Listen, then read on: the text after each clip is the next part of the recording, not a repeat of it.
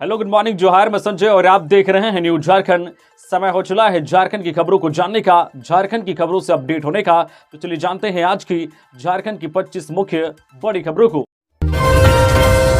मेला देखकर घर लौट रही नाबालिग लड़की के साथ गैंगरेप, 5 आरोपी गिरफ्तार। राजधानी रांची के रातू थाना क्षेत्र में एक नाबालिग लड़की के साथ गैंगरेप का मामला सामने आया है। पुलिस ने मामले में त्वरित कार्रवाई करते हुए गैंगरेप में शामिल 5 आरोपियों को गिरफ्तार कर लिया है। इसकी पुष्टि रांची के ग्रामीण एसपी सुमित कुमार अग्रवाल ने की है। पुलिस से मिली जानकारी के अनुसार नाबालिग लड़की अपनी एक सहेली के साथ पास के गांव में ही मेला देखने गई थी। लौटने के समय नाबालिग के साथ 5 युवकों ने गैंगरेप किया। हालांकि पीड़िता की सहेली किसी तरह दरिंदों के चंगुल से भागने में कामयाब रही। रातू पुलिस के अनुसार रातू थाना क्षेत्र स्थित एक गांव में रहने वाली 2 नाबालिग लड़की शुक्रवार की रात अपने गांव के ही एक लड़की के साथ पास के गांव में सरहुल पर्व पर आयोजित मेला देखने गई थी। मेला देखकर जब दोनों सहेलियां गांव के लड़की के साथ अपने घर लौट रही थी, उसी दौरान एक सुनसान स्थान पर 4 लड़के अचानक आधम के और दोनों नाबालिग लड़कियों के साथ छेड़खानी करने लगे। पुलिस को मिली शिकायत के अनुसार जिस लड़की के साथ दोनों नाबालिग लड़कियां मेला देखने निकली थी, उसी लड़के ने फोन कर अपनी अन्य 3 से 4 साथियों को बुलाया था। 5 लड़के मिलकर दोनों नाबालिग लड़कियों के साथ छेड़खानी करने लगे। इस क्रम में किसी तरह मौका पाकर एक लड़की मौके से फरार हो गई, लेकिन एक नाबालिग लड़की दरिंदों के चंगुल में फंस गई। सुनसान स्थान पर 5 लड़कों ने नाबालिग लड़की के साथ गैंगरेप की वारदात को अंजाम दिया और मौके से फरार हो गए। इधर गैंगरेप की शिकार नाबालिग लड़की किसी तरह अपने गांव पहुंची और अपने परिवार वालों को मामले की जानकारी दी। परिवार वाले शुक्रवार को थाना नहीं पहुंचे, बल्कि शनिवार की दोपहर थाना पहुंचकर पुलिस को पूरे मामले की जानकारी दी। मामले की गंभीरता को देखते हुए पुलिस तुरंत हरकत में आई और 1 घंटे के अंदर ही 5 आरोपियों को गिरफ्तार कर लिया। गृह प्रवेश के निमंत्रण कार्ड के जरिए अपने नेता को वोट करने की अपील, प्रशासन की पड़ी नजर। दर्ज हुआ मामला। लोकसभा चुनाव की घोषणा के बाद से ही राजनीतिक दलों के साथ साथ लोग भी अपने पसंदीदा नेता के लिए चुनाव प्रचार में जुट गए हैं। हर कोई अलग अलग तरीके से चुनाव प्रचार कर रहा है। ऐसा ही एक मामला झारखंड के रामगढ़ जिले में देखने को मिला, जहां भावनाओं में बहकर एक व्यक्ति ने ऐसा कर दिया कि अब उसके लिए परेशानियां खड़ी हो गई है। जिला प्रशासन ने उसके खिलाफ कार्रवाई शुरू कर दी है। मामला गृह प्रवेश समारोह के निमंत्रण कार्ड से जुड़ा है। एक शख्स अपने गृह प्रवेश समारोह के निमंत्रण कार्ड के जरिए व्यक्ति विशेष का चुनाव प्रचार कर रहा था। घटना रामगढ़ जिले के चितरपुर प्रखंड अंतर्गत बड़की पौना की है। दरअसल एक व्यक्ति ने नया घर बनवाया, फिर घर के गृह प्रवेश समारोह में लोगों को जो है आमंत्रित करने के लिए एक कार्ड छपवाया। कार्ड पर ही व्यक्ति विशेष को वोट देने का नारा भी छपा हुआ था, जिसके बाद अब गृह प्रवेश कार्ड सुर्खियों में आ गया है। कार्ड पर छपे स्लोगन की जानकारी जैसे ही रामगढ़ जिला प्रशासन को मिली, तुरंत कार्रवाई की गई। कार्ड जो है छपवाने वाले घर के मालिक पूरन कुशवाहा के खिलाफ रजरप्पा थाने में आदर्श आचार संहिता उल्लंघन का मामला दर्ज किया गया है। रामनवमी जुलूस पर ड्रोन से नजर रखेगी पुलिस। धार्मिक स्थलों पर होंगे सुरक्षा के पुख्ता इंतजाम। रामनवमी पर्व पर विधि व्यवस्था के मुद्दे पर गृह कारा एवं आपदा प्रबंधन विभाग की प्रधान सचिव वंदना डाडिल व डीजीपी अजय कुमार सिंह ने शनिवार को प्रोजेक्ट भवन स्थित सभागार में वरीय पदाधिकारियों के साथ संयुक्त बैठक की। इस बैठक में सभी जिलों के DC, SSP, SP video conferencing से उपस्थित रहे। बैठक में सभी पदाधिकारियों को यह निर्देश दिया गया है कि रामनवमी जुलूस पर ड्रोन से नजर रखेंगे। धार्मिक स्थलों की सुरक्षा भी पुख्ता होगी। विगत 3 वर्षों में रामनवमी के दौरान दर्ज कांड व उनके विरुद्ध की गई कार्रवाई से भी अधिकारी अवगत हुए। इस त्यौहार को लेकर अब तक क्या निरोधात्मक कार्रवाई की गई है, उसकी भी जानकारी ली गई। अधिकारियों ने राज्य में रामनवमी जुलूस अखाड़ों की संख्या की जानकारी ली और यह भी जाना है कि उनमें कितने लाइसेंसी व कितने गैर लाइसेंसी हैं। लोक आस्था का महापर्व चैती छठ के दूसरे दिन खरना पूजा हुआ संपन्न। 4 दिवसीय सूर्य उपासना का महापर्व चैती छठ के दूसरे दिन जो खरना पूजा संपन्न हुआ। पूजा के दूसरे दिन छठव्रती स्नान ध्यान कर भगवान भास्कर की आराधना में लीन रही। निर्जला उपवास कर साम्य विधि विधान से साची खीर गुड़ से बनी रसिया पूरी बनाई, जिसके बाद भगवान भास्कर की आराधना कर उन्हें भोग अर्पित किया गया। इसके बाद प्रसादी को स्वयं व्रती ने ग्रहण किया। इसके बाद मोहल्ले और आसपास के लोगों के बीच खरना प्रसाद का वितरण किया गया। इस दौरान दूर दूर से लोग प्रसादी लेने के लिए पहुंचे। व्रती ने महिलाओं को सिंदूर और पुरुषों को तिलक लगाया। वही लोगों ने व्रतियों का आशीर्वाद भी प्राप्त किया। वही आज रविवार को अस्ताचलगामी भगवान भास्कर को अर्घ दिया जाएगा। वही कल सोमवार को भगवान उदयमान को अर्घ देने के बाद 4 दिवसीय लोक आस्था का महापर्व चैती छठ की समाप्ति हो जाएगी। छठ पूजा को लेकर हर और भक्ति भाव का माहौल देखने को मिल रहा है। खबरों में आगे बढ़ने से पहले अगर आप अभी तक न्यूज झारखंड चैनल को सब्सक्राइब नहीं किए हैं तो प्लीज़ चैनल को सब्सक्राइब करके बेल आइकन प्रेस कर दीजिए, जिससे आपको झारखंड की हर छोटी बड़ी खबर का अपडेट आप तक पहुंचता रहे। तो चलिए बढ़ते हैं खबरों की ओर। जेपी पटेल ने कल्पना मुर्मू सोरेन से की मुलाकात। हजारीबाग लोकसभा से कांग्रेस प्रत्याशी जयप्रकाश भाई पटेल ने शनिवार को पूर्व मुख्यमंत्री हेमंत सोरेन की पत्नी कल्पना मुर्मू सोरेन से मुलाकात की है। इस मुलाकात के कई अहम मायने निकाले जा रहे हैं, लेकिन जेपी पटेल की तरफ से बताया गया है कि यह एक शिष्टाचार मुलाकात थी। दोनों के इस मुलाकात के बाद चर्चाओं का बाजार गर्म हो गया है। कयास लगाए जा रहे हैं कि इस मुलाकात में वर्तमान राजनीतिक स्थिति को लेकर विचार विमर्श हुआ होगा। 21 अप्रैल को उलगुलान महारैली है, इसे लेकर भी कुछ चर्चाएं हुई होंगी। केंद्र की भाजपा सरकार को घेरने की रणनीति पर भी चर्चा हुई होगी। बता दें कि हाल ही में कल्पना सोरेन बीजेपी के गढ़ हजारीबाग में भाषण देने पहुंची थी। उन्होंने इंडिया गठबंधन के उम्मीदवार के लिए वोट की अपील की थी। कल्पना अब सक्रिय राजनीति का हिस्सा बन गई है। ऐसे में नेताओं के साथ उनका मिलना जुलना लगातार जारी है। व्यापारियों पर लाठीचार्ज के दोषियों पर हो कार्रवाई। सरायकेला चंबर ने झारखंड के राज्यपाल सीपी राधाकृष्णन से की यह मांग। सरायकेला खरसावां जिले के चंबर अध्यक्ष प्रेमचंद्र अग्रवाल ने व्यापारियों पर जेएनएससी अधिकारियों एवं कर्मचारियों के द्वारा अतिक्रमण हटाने के दौरान की गई बर्बरतापूर्वक लाठीचार्ज की वे कड़ी निंदा करते हैं। इस प्रकार की कार्रवाई किसी भी स्थिति में स्वीकार नहीं है। उन्होंने कहा कि लाठीचार्ज के दौरान राहगीरों को भी नहीं बख्शा गया। चैम्बर इस लाठीचार्ज का पुरजोर विरोध करता है। महासचिव मनोज कुमार चौधरी ने राज्यपाल से दोषियों पर कार्रवाई की मांग की है। सचिव आकाश अग्रवाल ने इसे दुर्भाग्यपूर्ण कार्रवाई बताया है। महासचिव मनोज कुमार चौधरी ने राज्यपाल से मांग की है कि इस घटना की त्वरित जांच करते हुए इसके लिए जिम्मेदार अधिकारियों पर कार्रवाई की जाए। उन्होंने कहा कि व्यापारी राष्ट्र एवं राज्य के सर्वांगीण विकास के लिए करों का भुगतान कर अपना व्यापार करते हैं। उनके खिलाफ इस तरह की कार्रवाई अत्यंत ही निंदनीय है। चंबर अतिक्रमण का संरक्षक नहीं है, लेकिन अगर प्रशासन को अति आवश्यक लग रहा था तो पहले दुकानदारों को नोटिस जारी किया जाना चाहिए था और माइक से अनाउंस कर व्यापारियों को अपने सामानों को हटाने के लिए समय दिया जाना चाहिए था। लेकिन ऐसा किए बगैर सीधे अतिक्रमण हटाना और अपने सामानों की रक्षा के लिए आगे आए दुकान मालिकों पर लाठीचार्ज करना उनकी पूर्व नियोजित मानसा जाहिर करती है। चंबर इसे कतई बर्दाश्त नहीं करेगा। लोकसभा चुनाव 2024 रांची, दुमका और धनबाद में भी ताल ठोकेगा जयराम महतो की पार्टी। जयराम महतो की पार्टी जेएलकेएम झारखंडी भाषा खत्यान संघर्ष समिति रांची सहित धनबाद और दुमका सीट पर भी चुनाव लड़ेगी। पार्टी ने लोकसभा चुनाव के लिए इन सीटों पर उम्मीदवारों का ऐलान कर दिया है। पार्टी ने रांची, धनबाद और दुमका लोकसभा में जो है उम्मीदवार उतारे हैं। शनिवार को पार्टी के केंद्रीय प्रधान महासचिव फरजान खान ने सूची जारी की है। इसके अनुसार धनबाद सीट से इकलाल अंसारी, दुमका से बेबी लता टुड्डू, रांची से देवेंद्र महतो को उम्मीदवार बनाया गया है। पार्टी के केंद्रीय अध्यक्ष जयराम महतो पहले ही गिरिडीह सीट से चुनावी दंगल में उतरने की घोषणा कर चुके हैं। बताते चले कि जेएलकेएम झारखंड के 14 में से 4 सीटों पर चुनाव लड़ने जा रहा है। जेएलकेएम ने भरोसा जताया है कि इस चुनाव में यहां के वोटर राज्य के गठन के उद्देश्यों, इसके सपने को हासिल करने को उसे समर्थन देंगे। ईद मनाने घर पहुंचा था फरार अपराधी, हथियार के साथ पुलिस ने किया गिरफ्तार। गिरिडीह के खुखरा थाना पुलिस ने गुप्त सूचना के आधार पर शनिवार को पिस्तौल और जिंदा कारतूस के साथ एक अपराधी को दबोचा। हथियार और गोली के साथ पकड़ाया अपराधी खुखरा थाना क्षेत्र के बरियारपुर गांव निवासी इसराइल अंसारी है और ईद मनाने को लेकर अपने गांव पहुंचा था। इस दौरान खुखरा थाना पुलिस को गुप्त सूचना मिली तो पुलिस ने उसके घर पर छापामारी किया और उसके घर के स्टोर रूम से जिंदा कारतूस और पिस्तौल के साथ दबोचा। लेकिन पूछताछ में इसराइल अंसारी ने कबूला कि वो इसी इलाके के एक घर में डकैती करने की प्लानिंग बना रहा था, लेकिन कहां और कब डकैती करना था इसका खुलासा करने से पुलिस ने इनकार किया है। एसपी के निर्देश पर डुमरी एसडीपीओ सुमित प्रसाद ने खुखरा थाना प्रभारी के साथ बरियारपुर गाँव में स्थित इसराइल अंसारी के घर छापामारी किया। हालांकि पुलिस को देखते ही इसराइल अंसारी फरार होने का प्रयास किया, लेकिन जवानों ने उसे खदेड़ कर दबोचा और उसके निशानदेही पर उसके घर के स्टोर रूम से पिस्तौल और जिंदा कारतूस के साथ उसे गिरफ्तार कर लिए गए। बोकारो के खुदीबेड़ा में घुसा 32 हाथियों का झुंड, मचाया उत्पात, दहशत में ग्रामीण। झारखंड के बोकारो जिले के कसमार प्रखंड के हेसिमबुआ खुदीबेड़ा गांव में शनिवार को दिन दहाड़े हाथियों के एक झुंड के घुस जाने से अफरा तफरी मच गई।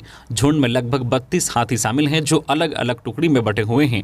इस दौरान हाथियों के झुंड ने खुदीबेड़ा समेत आसपास के गाँव के कई ग्रामीणों की गेहूँ व अन्य फसलों को रौंदकर बर्बाद कर दिया। जानकारी के अनुसार हाथियों का झुंड हेसिम केदला व सेवाती के घने जंगल से होते हुए सुबह करीब 9 बजे गांव में प्रवेश कर गया। कुछ देर बाद ही झुंड जो है खुदी बेड़ा पहुंचा एवं गांव के किनारे खेतों में लगी फसलों को रौंदना शुरू कर दिया। खुदी बेड़ा के छोटू राम महातो, राजन महातो एवं अजीत महातो की लगभग 2 एकड़ में लगी गेहूं की फसल को रौंदकर चौपट कर दिया। इसके अलावा 1 दर्जन से अधिक ग्रामीणों की फसलों को भी नष्ट कर दिया है। खुदी बेड़ा के ग्रामीणों ने बताया कि लगभग 10 सालों के बाद हाथियों का झुंड दिन दहाड़े इस गांव में प्रवेश किया है। इसके चलते गांव में दहशत का माहौल कायम हो गया है। लोकसभा चुनाव 2024, आर्म्स लाइसेंस धारकों ने 2 सप्ताह में भी जमा नहीं किया हथियार। अब रांची जिला प्रशासन ने दिया 24 घंटे का अल्टीमेटम। रांची जिले के आर्म्स लाइसेंस धारकों पर रांची जिला प्रशासन की नजर है। लोकसभा चुनाव के मद्देनजर जो है उसने स्वच्छ, शांतिपूर्ण, भयमुक्त तरीके से चुनाव संपन्न कराने को लेकर 20 मार्च को ही एक महत्वपूर्ण आदेश जारी किया था। इसमें कहा गया था कि जिले के सभी शस्त्र अनुज्ञाप्तिधारी 13 अप्रैल तक अपने हथियार संबंधित थाना ओपी अथवा जो है शस्त्र एवं कारतूस विक्रेता दुकान में जमा कर देंगे। पर अब तक कई लाइसेंस धारकों ने ऐसा नहीं किया है। उन्हें अब मात्र 24 घंटे का समय दिया जाता है। कुछ ऐसे भी लाइसेंस धारक हैं जिन्होंने हथियार जमा करने से छूट देने के लिए आवेदन किया था, पर इस पर विमुक्ति के संबंध में जिला प्रशासन के स्तर से कोई आदेश जारी नहीं हुआ है। ऐसे भी लाइसेंस धारक अपने हथियार अब 24 घंटे के अंदर अपने हथियार जमा करेंगे। ऐसा नहीं करने वालों के हथियार का लाइसेंस कैंसिल या निलंबित करने की कार्रवाई की जाएगी। गम्हरिया में बोले झारखंड के सीएम चंपई सोरेन, विकास विरोधी भाजपा को उखाड़ना ही उद्देश्य। झारखंड के मुख्यमंत्री चंपई सोरेन शनिवार को अपने गृह जिला सरायकेला खारसमा में थे। गम्हरिया में उन्होंने भारतीय जनता पार्टी भाजपा को विकास विरोधी और तानाशाही सरकार करार दिया। चंपई सोरेन ने कहा है कि तानाशाही भाजपा सरकार को उखाड़ना ही महागठबंधन का उद्देश्य है। उन्होंने कहा है कि मोदी की गारंटी कहकर लोगों को गुमराह करने वाली भाजपा ने झारखंड की जनता से दगाबाजी की है। यही वजह है कि लोकसभा चुनाव 2024 में झारखंड में भाजपा का खाता भी नहीं खुलेगा। मुख्यमंत्री चंपई सोरेन ने गम्हरिया में आयोजित बूथ संवाद कार्यक्रम को संबोधित करते हुए कहा है कि झारखंड मुक्ति मोर्चा झामू और उनके सहयोगी दलों के गठबंधन जो इंडिया गठबंधन को जिताने के लिए जमीनी स्तर पर काम करना शुरू कर दे, भाजपा को हराने के लिए जुट जाएं। मुख्यमंत्री चंपई सोरेन ने कहा है कि चुनाव के दिन किसी को अपना बूथ नहीं छोड़ना है। सभी बूथ अध्यक्ष व कार्यकर्ता सुबह 6:30 बजे से ही बूथ पर पहुंच जाएंगे। साथ ही झामुमो के पक्ष में लोगों से वोट करने की अपील करेंगे। कारोबारी पर लाठी चलाने वालों पर कार्रवाई, मंत्री बन्ना गुप्ता ने लिया संज्ञान। डीसी को कार्रवाई करने का दिया आदेश। जमशेदपुर के बिष्टुपुर डायगोनल रोड में व्यापारियों पर लाठियां बरसाने के मामले में शनिवार को Singhbhum chamber of commerce and industry के तत्वाधान में चैम्बर भवन में एक बैठक की गई। इस दौरान व्यापारियों में काफी आक्रोश देखा गया। व्यापारियों पर बर्बरतापूर्वक लाठीचार्ज करने के कृत्य का पुरजोर विरोध किया। मौके पर Singhbhum chamber of commerce and industry के अध्यक्ष विजय आनंद मुनका ने कहा कि इस तरह बर्बरतापूर्वक लाठीचार्ज करने के कृत्य का पुरजोर विरोध चैम्बर करती है। उन्होंने कहा कि राज्य एवं राष्ट्र के सर्वांगीण विकास में व्यापारी और उद्यमी सहायक हैं। उन पर इस तरह का अत्याचार व्यापारी समाज बर्दाश्त नहीं करेगा। उन्होंने कहा कि सिंहभूम चैम्बर व्यापारियों के मान, स्वाभिमान एवं रक्षा हेतु सदैव खड़ा था और रहेगा। जिला प्रशासन यह सुनिश्चित करे कि भविष्य में व्यापारियों के साथ ऐसी घटना नहीं हो। इस दौरान मौके पर स्वास्थ्य मंत्री बन्ना गुप्ता मौजूद रहे। बन्ना गुप्ता ने व्यापारियों को संबोधित करते हुए कहा कि वे सदैव व्यापारियों के साथ खड़े हैं। उन्होंने बैठक के बीच से ही उपायुक्त और जेएनएससी के उप नगर आयुक्त को फोन किया और अविलंब जांच कमेटी बनाने और दोषियों पर अविलंब कार्रवाई करने का निर्देश दिया। इंडिया गठबंधन के पास नहीं कोई राष्ट्रीय चेहरा, मनीष जायसवाल के समर्थन में बोले सुदेश। आजसू पार्टी ने हजारीबाग में लोकसभा स्तरीय ग्राम प्रभारी सम्मेलन का आयोजन किया। पार्टी सुप्रीमो सुदेश महतो भी मौजूद रहे। सभा को संबोधित करते हुए सुदेश महतो ने कहा कि कांग्रेस गठबंधन के पास ना कोई राष्ट्रीय चेहरा है और ना कोई राष्ट्रीय संकल्प है। इस सम्मेलन में लोकसभा क्षेत्र के सभी केंद्रीय पदाधिकारी, केंद्रीय सदस्य, जिला कमेटी, जिला के सभी प्रखंड प्रभारी एवं हजारीबाग लोकसभा क्षेत्र के सभी इकाइयों के प्रखंड अध्यक्ष, सचिव, पंचायत एवं ग्राम प्रभारियों ने हिस्सा लिया। सुदेश महतो ने कहा कि एनडीए गठबंधन के पास प्रधानमंत्री नरेंद्र मोदी जैसा मजबूत और भरोसेमंद चेहरा है, वही इंडिया गठबंधन के पास ना ही कोई चेहरा है और ना देश के लिए कोई संकल्प है। यह गठबंधन सिर्फ एनडीए और मोदी को रोकने के लिए है। देश और देश के विकास के लिए इनके पास कोई सोच, कोई रोड मैप नहीं है। उन्होंने कहा कि हजारीबाग में एनडीए उम्मीदवार मनीष जायसवाल की जीत सुनिश्चित करने के लिए सभी मिलकर काम करें। पुल के नीचे मिली लाश, अज्ञात शव का अब तक नहीं चल सका है पता। इलाके में सनसनी, पुलिस कर रही जांच। गिरिडीह शहर के सिहोडी नया पुल के नीचे शनिवार की दोपहर अर्धनग्न अवस्था में एक युवक की शव मिलने से क्षेत्र में सनसनी फैल गई है। शव होने की सूचना पर काफी संख्या में स्थानीय लोगों की भीड़ जुट गई और पहचान का प्रयास करने लगे। शव की पहचान नहीं हो सकी थी। घटना की सूचना पर मुफस्सिल थाना पुलिस मौके पर पहुंची और शव को कब्जे में लेकर जांच पड़ताल शुरू कर दी है। पुलिस ने शव को पोस्टमार्टम के लिए गिरिडीह सदर अस्पताल भेज दिया है। साथ ही उसकी पहचान के लिए प्रयास किया जा रहा है। बताया जाता है कि नया पुल के ठीक नीचे शव पड़ा हुआ था। मृतक की पहचान होने के बाद ही मामले से पर्दा उठ पाएगा। लोगों में तरह तरह की चर्चाएं हैं। फिलहाल पुलिस मामले की जांच कर रही है। आपको बता दें कि इससे पहले 12 अप्रैल को भी खंडोली डैम में एक युवक का शव बरामद किया गया था। शुरुआती दौर में शव की पहचान नहीं हो पाया था। बाद में उसकी पहचान भंडारी निवासी मोहम्मद शमशान अली के 18 वर्षीय पुत्र मोहम्मद तंजील के रूप में की गई थी। रामगढ़ में ब्राउन शुगर के साथ 3 युवकों को भुरकुंडा पुलिस ने किया गिरफ्तार। भुरकुंडा ओपी क्षेत्र में पुलिस ने सघन छापेमारी अभियान चलाकर ब्राउन शुगर और गांजा के साथ 3 युवकों को गिरफ्तार किया है, जिनके पास से पुलिस ने 18.86 ग्राम ब्राउन शुगर और 341 ग्राम गांजा बरामद किया है। इसके साथ ही पुलिस ने आरोपियों के पास से 28,000 रुपए नकद, एक अपाची मोटरसाइकिल, 2 इलेक्ट्रॉनिक तराजू, 3 एंड्रॉइड मोबाइल, 9 ATM और वीजा कार्ड, 2 गाड़ी का ऑनर कार्ड जब्त किया है। 3 मादक पदार्थों के कारोबार में शामिल बताए जाते हैं। पकड़े गए आरोपियों में बिरसा चौक भुरकुंडा निवासी कुमार अभिजीत उर्फ सन्नी 29 वर्षीय, पिता ओम प्रकाश सरवानी, घुटवा 2 नंबर गेट निवासी अकील अंसारी 27 वर्षीय, पिता मोहम्मद हादीश अंसारी और जो पटेल नगर भुरकुंडा निवासी प्रिंस कुमार 19 वर्षीय, पिता मनोज दास शामिल हैं। फॉर्म भरने के लिए 750 रुपए लेकर घर से निकला था बेटा। तालाब में तैरती मिली इंजीनियरिंग के छात्र की लाश। देवघर के नंदन पहाड़ के पीछे एक तालाब से इंजीनियरिंग छात्र का शव मिला है। शनिवार की सुबह शव के मिलने से इलाके में सनसनी फैल गई। स्थानीय लोगों ने इसकी सूचना नगर थाना को दी। पुलिस की टीम जब वहां पहुंची तो देखा कि एक युवक की लाश तालाब में तैर रही है। शव को पुलिस ने तालाब से बाहर निकालकर पोस्टमार्टम के लिए सदर अस्पताल भेज दिया। मृतक के पिता ने हत्या की आशंका जताई है। मृतक की पहचान 24 वर्षीय आर्यन मरांडी के रूप में हुई है। आर्यन के पिता ने पुलिस को बताया है कि उनका बेटा इंजीनियरिंग का छात्र था। वह चाईबासा इंजीनियरिंग कॉलेज में फाइनल ईयर में पढ़ रहा था। पिता ने पुलिस को बताया है कि आर्यन 10 अप्रैल से लापता था। वह 10 अप्रैल की शाम के 7:30 बजे फॉर्म भरने की बात कहकर घर से निकला था। आर्यन की मां ने उसे फॉर्म भरने के लिए 750 रुपए दिए थे। जब देर रात आर्यन घर नहीं लौटा तो परिजनों ने आर्यन को कॉल किया, लेकिन उसका फोन बंद आ रहा था। आर्यन सुबह यानी 11 अप्रैल को भी घर नहीं लौटा तो परिवार वालों ने गुमशुदगी की रिपोर्ट दर्ज कराई। पुलिस आर्यन को तलाशती रही, लेकिन उसका कोई पता नहीं लगा। फिर 13 अप्रैल की सुबह आर्यन मृत अवस्था में तालाब में पाया गया। उसका शव नंदन पहाड़ के पीछे जो फिल्ट्रेशन तालाब में मिला है। मृतक के पिता ने हत्या की आशंका जताई है। उनका कहना है कि उनके बेटे की किसी ने गला दबाकर हत्या कर तालाब में फेंक दिया है। जमशेदपुर के ओलीडी में बच्चा चोरी के शक में भीड़ ने युवक को पीटा। जमशेदपुर के ओलीडी संकोसाई रोड नंबर 5 में बच्चा चोरी के शक में भीड़ ने एक युवक को बुरी तरह से पीटकर घायल कर दिया। घायल युवक का नाम शोएब अंसारी है, जो मानगो हयात नगर का रहने वाला बताया जा रहा है। सूचना पर पहुंची पुलिस ने घायल युवक को एमजीएम अस्पताल पहुंचाया, जहां उसका इलाज चल रहा है। बताया जाता है कि युवक गाय लेकर जा रहा था, उसके पीछे एक बच्चा भी लग गया। स्थानीय लोगों ने आरोप लगाया है कि युवक गाय के साथ बच्चे को बहला फुसलाकर ले जा रहा था। फिलहाल युवक का इलाज चल रहा है। पुलिस अभी कुछ भी नहीं बता रही है। पुलिस पूरे मामले की जांच कर रही है।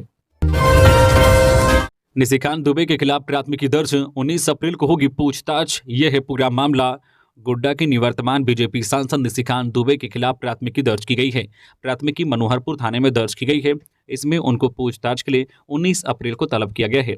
केस के अनुसंधानकर्ता की ओर से जारी नोटिस के अनुसार इसमें निवर्तमान सांसद को कम से कम 7 साल की सजा का प्रावधान है। जारी नोटिस के अनुसार प्राथमिकी को मोहम्मद आफ्ताब जो है मोहनपुर जिला देवघर निवासी द्वारा दर्ज कराई गई है। इसमें निवर्तमान सांसद को जो है प्राथमिक अभियुक्त बनाया गया है। इस मामले में निशिकांत ने झारखंड सरकार पर आरोप लगाया है। कहा है कि सरकार व खासकर पुलिस प्रशासन के सहयोग से करोड़ों गाय संताल परगना के रास्ते बांग्लादेश भेजी जाती है। मैंने लगातार इसका विरोध किया है, लेकिन पहली बार झारखंड सरकार ने मोहनपुर थाने में उल्टा मेरे ऊपर केस किया। झारखंड हाईकोर्ट ने इस केस पर रोक लगा दिया है। लोकसभा के विशेषाधिकार समिति में देवघर के पुलिस अधीक्षक ने कहा है कि सांसद के ऊपर केस नहीं बनता है। मुझे मानसिक तौर पर प्रताड़ित और बेइज्जत करने के लिए जो है मोहनपुर थाने वे मुझे 19 अप्रैल को पूछताछ के लिए बुलाया है। स्थिति को मैं पुलिस के सामने हाजिर रहूंगा। ढोंगी नहीं असली सनातनी, जेएमएम ने भाजपा पर कसा तंज। सुप्रियो के बयान से मच सकता है सियासी बवाल। भाजपा के आरोपों पर राज्य में सत्तारूढ़ झारखंड मुक्ति मोर्चा ने पलटवार किया है। महासचिव सुप्रियो भट्टाचार्य ने कहा है कि उलगुलान रैली में ढोंगी नहीं, असली सनातनी हिस्सा लेंगे। भाजपा को आदिवासियों की चिंता नहीं है, भाजपा जंगल में कॉरपोरेट घरानों का प्रवेश करा रही है। सुप्रियो भट्टाचार्य ने कहा है कि सदन से ध्वनिमत से आदिवासी सरना धर्म कोड पारित करके भेजा गया, मगर केंद्र सरकार ने उसे वापस कर दिया। अब केंद्र सरकार की नजर सारंडा की जंगलों पर है। उन्होंने आदिवासियों के इन इश्यू पर भाजपा खामोश है, उसे जवाब देना चाहिए। सरहुल की झांकियों में हेमंत सोरेन की तस्वीर प्रदर्शित करने को लेकर उन्होंने कहा है कि कितने भी प्राथमिकी दर्ज हो जाए, लेकिन आक्रोश को ये दबा नहीं पाएंगे। देवघर में कल्याण विभाग को नहीं मिले आदिवासी अभ्यर्थी, छात्रवृत्ति के 1.5 करोड़ रुपए सरेंडर करने पड़े। वित्त वर्ष 2023-24 में कल्याण विभाग को छात्रवृत्ति देने के लिए देवघर में आदिवासी अभ्यर्थी नहीं मिले। इसके कारण कल्याण विभाग को मिले 1.5 करोड़ रुपए सरेंडर हो गए। कल्याण विभाग को यह राशि मार्च में मिल गई थी, लेकिन छात्रवृत्ति के लिए आदिवासी छात्रों का एक भी आवेदन नहीं मिला। 31 मार्च को विभाग ने 1.5 करोड़ रुपए जिला कोषागार में सरेंडर कर लिया। विभाग के अनुसार सभी मान्यता प्राप्त शिक्षण संस्थानों से आदिवासी छात्रों की सूची कल्याण विभाग कार्यालय को प्राप्त हुई थी।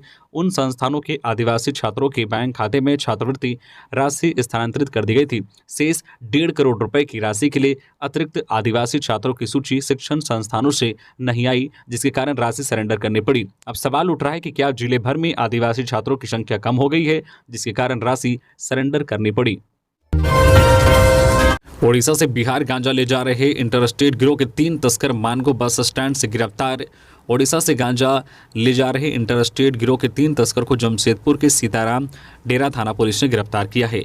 तीनों तस्कर ओडिशा से गांजा लेकर जो रेल मार्ग से जमशेदपुर पहुंचे थे, वहां से बस में सवार होकर बिहार पहुंचने की तैयारी थी। इसी दौरान पुलिस मानगो बस स्टैंड से तीनों को गिरफ्तार कर लिया। गिरफ्तार आरोपी में जो परवीन सिंह, भगत सिंह और पीयूष सिंह का नाम शामिल हैं। सभी आरोपी बिहार के कैमूर भभुआ के रहने वाले हैं। आरोपी के पास से 6 बंडल में 6.6 किलोग्राम गांजा पुलिस ने बरामद किया है।